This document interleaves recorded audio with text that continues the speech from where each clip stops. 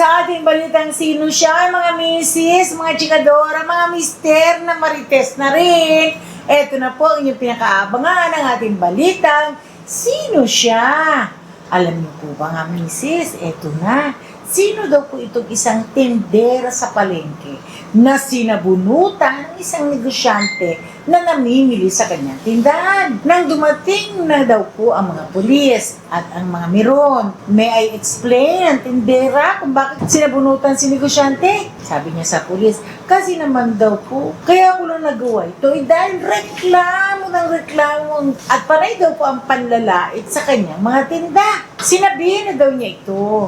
Bumili na lang po kayo sa iba kung hindi nyo type ang tinda ko. Hindi pa rin tumigil ang bunganga ng negosyanteng namimili sa kanyang mga tinda. Dinuro pa daw siya. Yun ang masakit. Kaya di na siya nakapagpigil. Kaya nabunutan niya na ang negosyante. Ang tanong, sino ang negosyanteng ito?